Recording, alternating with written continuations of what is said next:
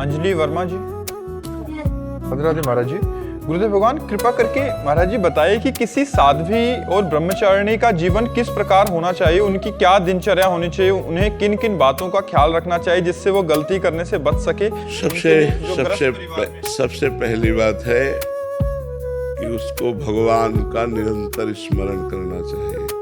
अब साधारण जो दिनचर्या है, 2 बजे रात्रि के उठ जाना चाहिए, 9 या 10 बजे के बीच में सो जाना चाहिए। अगर 10 बजे सो गए तो 11, 12, 1, 2, 4 घंटा हुए। अगर 9 बजे सो गए तो 5 घंटा हुए। दिन में 1 घंटा विश्राम करना चाहिए। निरंतर मंत्रों का अनुष्ठान करना चाहिए। अल्पाहार करना चाहिए। भोजन पवित्र थोड़ा पाना चाहिए। और पुरुष संग या उस स्त्री संग से हमें बचना चाहिए जो हमारे अंदर काम भावना की वृद्धि करे। जिसके संग से हमारे अंदर काम भावना जागृत हो, हमको बचना चाहिए।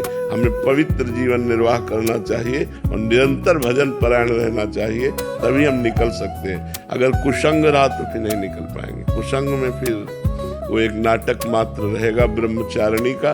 ब्रह्मचारिणी तभी रह सकती है जब ऐसे पुरुष और स्त्री के संसर्ग का त्याग कर दे जिससे काम की वृद्धि होती है, और अल्पाहार करे और कम सोए, कम बोले, कम देखे, कम प्रपंच से संबंध रखे और निरंतर भगवान का भजन करे तो वो सतरति लोकांतारयति, वो स्वयं तर जाती है, स्वयं तर जाती है, लोगों को भी तार देते हैं।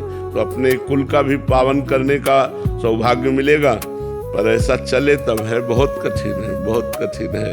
इसलिए हम कहते हैं कि पूरा जीवन हो गया हमको 13 वर्ष की अवस्था से बाबा जी बने, तो हम जानते हैं कि ये मार्ग कितना कठिन है।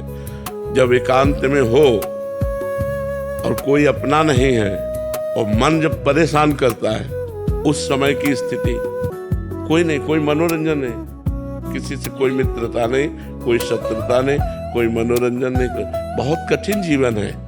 वैराग्य अगर असलियत में देखो तो कदम कदम पे कठिन जीवन है वैराग्य का जीवन। और बैलेंस बना के चलो तो फिर क्या है, फिर तो कोई बात नहीं कि कुछ भोग भी भोग लिए और तो वो बात अलग है। लेकिन अगर असलियत में वैराग्य में चलो तो बड़ा कठिन जीवन है।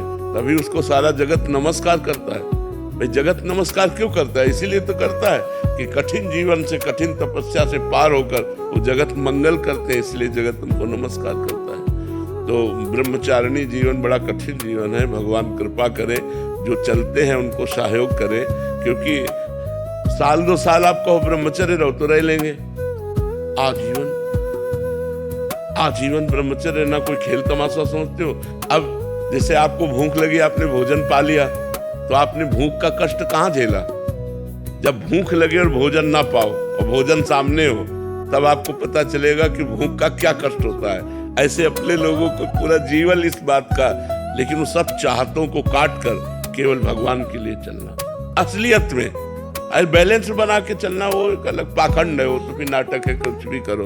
लेकिन असलियत में चलना बहुत कठिन कार्य है। असलियत में बहुत कठिन कार्य है। ये बहुत कठिन कार्य है। भगवान रक्षा करे जो जो इस मार्ग में आए हैं, और भगवान सहयोग करते हैं तभी निकल पाता। नहीं, बहुत कठिन मार्ग है। पूर्व जन्मों के संस्कारों से पीड़ित होकर वो भोग के लिए आकर्षण, अब उस जलन को सहना, तभी तो महात्मा कहा जाता है। इस सबको आत्मा कहा जाता है, लेकिन उसको महात्मा कहा जाता है, महान आत्मा, क्योंकि उसने हर कष्ट को सहा, हर सुख को छोड़ा। अब माता जी गरम गरम रोटी बना के दे रहे वो जीवन, या पत्नी गरम गरम रोटी बना के दे रही वो जीवन, और यहाँ दरवाजे में मांगने गए, गाली मिली, भगा दिया, वो जीवन। बड़ा अंतरा है ना। तो बहुत ये वैराग्य का जीवन बड़ा कठिन जीवन है यदि ईमानदारी से चले तो। महाराज जी कोई प्रश्न कर सकता है कि इतना कष्ट क्यों झेल रहे हो? समस्त जगत का कल्याण करने के लिए, स्वयं का कल्याण और समस्त जगत का कल्याण। मम भक्ति युक्तो भुवनम पुनातु, मेरी भक्ति से युक्त होकर जगत को पावन कर देता है। देखो, हम राष्ट्र के सैनिक कष्ट झेल कर ही तो हमारी रक्षा कर रहे हैं। बॉर्डर में खड़े कष्ट झेल कर ही तो रक्षा कर रहे हैं। वो गोली खा सकते किसी मिनट भी, हर समय उनको भय कहीं से, लेकिन वो खड़े हैं ना। तो जो जितना त्याग करता है, जितना कष्ट सहता है, वो उतने जगत कल्याण करता है। महाराज जी जो भजन साधक या जो संत जन करते हैं उसका फल संसार को भी, हाँ, वो संसार को ही मिलता है। जो नमस्कार करते हैं, जो हमें भोजन देते हैं, जो हमें कपड़ा देते हैं, ये सब फ्री थोड़ी है। हमारा भजन उनके पास जाता है। महाराज जी, आज तक जगत का कल्याण क्यों नहीं? जिसने अपना कल्याण करना चाहा उसका कल्याण हो गया, जो अपना कल्याण नहीं करना चाहता उसका कल्याण नहीं हुआ। आज भी देखो, जो कल्याण करना चाहते कल्याण में है, जो अपना कल्याण नहीं करना चाहते वो नहीं होगा। जगत का मतलब पृथ्वी का कल्याण थोड़ी होना है, तुम्हारे माइंड का कल्याण होना है। तुम अपना माइंड अगर हमारी बात पे दोगे तो तुम्हारा कल्याण हो जाएगा। तुम अपना माइंड अगर संसार में दोगे तो कल्याण नहीं होगा। भगवान के रहते हुए भी दुर्योधन भगवान की बात पर ध्यान नहीं देता था, तो उसका कल्याण हुआ क्या? नहीं हुआ ना। तो अपने माइंड को हमें संतों की बातों में लगाना, तभी कल्याण होगा। जो चीज हमने 10 वर्ष में अनुभव की वो हम 1 सेकंड में आपको बता रहे हैं। आप आदर सहित उसको स्वीकार करें और चल दें तो आपका कल्याण हो जाएगा, और आप ना स्वीकार करें तो नहीं कल्याण होगा। समझ रहे ना हमारी बात?